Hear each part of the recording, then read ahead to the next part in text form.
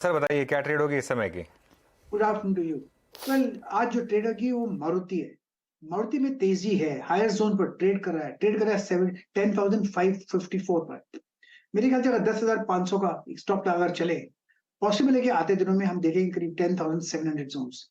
अच्छा मूव है, यहाँ पर तेजी भी है। Safe bet Maruti. ओके, तो मारुति एक सेफ बेट। और आज सिटी की जो रिपोर्ट आई है उसके बाद भी थोड़ी सी तेजी बनती हुई। मानस, आफ्टरनून, आपका ट्रेड? गुड आफ्टरनून हर्षिता जी। तो देखिए, बिकवाली करने का ट्रेड होगा।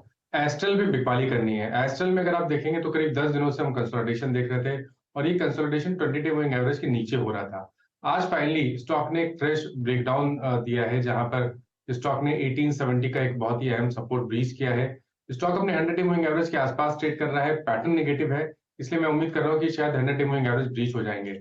इसलिए एस्ट्रल के फ्यूचर में बिकवाली करने का ट्रेड लेना चाहिए। 1845 के भाव चल रहे हैं। 1861 के स्टॉप लॉस से आप यहाँ पर बिकवाली कर सकते हैं और 1815 1815 के टारगेट्स पॉसिबल है एस्ट्रल के फ्यूचर्स में। ऑप्शन में भी आप ट्रेड ले सकते हैं। 1840 वाला पुट ऑप्शन लिया जा सकता है। 18-19 रुपए के आसपास ट्रेड हो रहा है, वहां पर आप खरीदारी करिए। 13 रुपए का स्टॉप लॉस लगाइए और 32 रुपए के टारगेट सेट करिए। एस्ट्रल में डिस्ट्रीब्यूशन काफ़ी समय से है। इनफैक्ट मुझे याद है अच्छी तरीके से, अगस्त 24 पे उसने एक हाई लगाया था 2050 का। उसके बाद अब करीब 1851, वहाँ से करीब 200 रुपये ट्रेस हो चुका है। इस जोन में काफ़ी समय से सप्लाई आ रही है इस स्टॉक में। खैर, ये शॉर्ट कॉल है और एक लॉन्ग पुट, यानी अल्टीमेटली शॉर्ट व्यू है मानस का यहाँ पर। राजेश सतपुते जी, आपका ट्रेड क्या होगा? Good afternoon Viren, good afternoon everyone. Viren, देखिए शॉर्ट कॉल ही होगा। एस्ट्रल पहला टॉपिक था, to be very frank with you, क्योंकि वहाँ पे एक अच्छी सेलिंग अपॉर्चुनिटी मिल रही थी। लेकिन एस्ट्रल के बाद अगर कोई सेल करने के लिए जो कैंडिडेट मुझे लगता है वो है श्रीराम फाइनेंस। अगर आप इसका स्ट्रक्चर देखें तो स्ट्रक्चर मुझे लगता है कि यहाँ पे लिक्विडेशन वाला स्ट्रक्चर है, डाइवर्जेंस आ रहा है। जिसका टारगेट अगर आप देखें तो 1850 का होगा। 1900 के नीचे 1895 चल रहा है, तो 1900 के नीचे हमें बेचना है।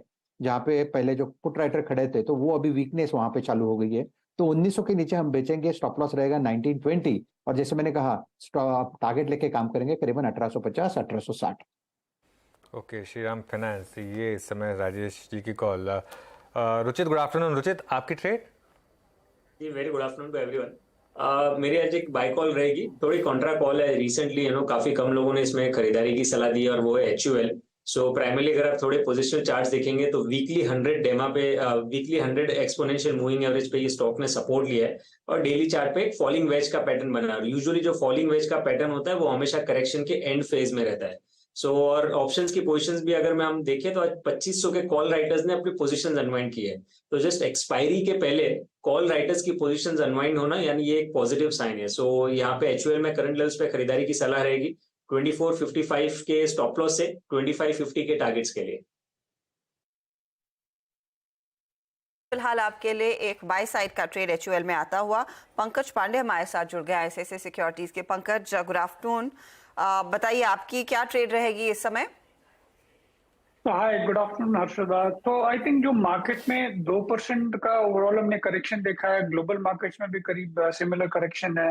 आई थिंक ये करीब 1000 पॉइंट के रैली के बाद में आ रहा है। तो ओवरऑल हमें लगता है कि इवन नेक्स्ट वीक मार्केट थोड़ा कंसोलिडेट करेगा। Broader range could be 19,500 to से 20,000।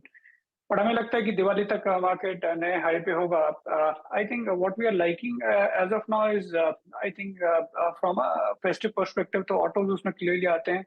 इसमें मारुति एंड टाटा मोटर्स निकल के आते हैं। ऑटो एंसिलरी में what we are liking is something like Exide Industries. Then I think banking and financial services में स्पेशली PSU बैंक्स या Tier 2 even private sector banks भी हमें अच्छे लगते हैं। I think bond index में inclusion काफी positive है for banking as a overall, and most of your PSU banks are trading below book.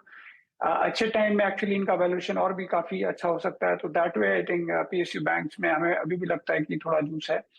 Then I think infra एक अनदर स्पेस है जो कि ओवरऑल हमें लगता है कि आपका ऑर्डरिंग टेंडरिंग एक्टिविटी काफी अच्छी रहने वाली है। तो आई थिंक चाहे वो रोड ओरिएंटेड कंपनीज हो या इन जनरल आपके बड़े इंफ्रास्ट्रक्चर प्लेयर हो, आई थिंक सारे हमें उस हिसाब से ठीक लगते हैं। एंड आई थिंक मेटल थोड़ा अभी भी डाइसी लगता है। And I think IT also is still dicey given that US का outlook is still quite hazy in terms of economic trajectory. Pankaj, good afternoon. Since आपने रेफर किया, मैं इस पर स्पेसिफिकली आपसे सवाल पूछना चाह रहा था। जो बॉन्ड इंडेक्स इंक्लूजन है, पीएसयू बैंकों की आपने बात की। पीएसयू बैंकों में ऑलरेडी एक बड़ी रैली हम देख चुके हैं।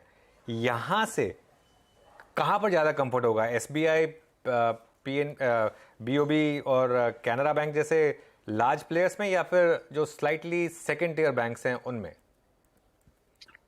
तो देखिए अनुज, दो तीन बड़े बेनिफिट है। एक हम देखते हैं तो ठीक है, लिक्विडिटी इन्फ्लोस तो ऑब्वियसली आएगा, बट काफी चांसेस जो निकल के आते हैं कि जो एसएलआर में इनको 18% बैंक्स को रखना पड़ता है, वो हमें लगता है कि आगे जाके इस पे एक रिलैक्सेशन आ सकता है। तो पीएसयू बैंक्स को एक कैपेसिटी मिल जाएगी to lend to retail side या कॉर्पोरेट साइड, जहाँ पे एटलीस्ट यील्ड्स बेटर रहती है, तो वो एक स्ट्रक्चरल पॉजिटिव हो जाता है। एक दूसरा ये हो सकता है कि आपका ट्रेजरी गेन निकल के आ सकता है।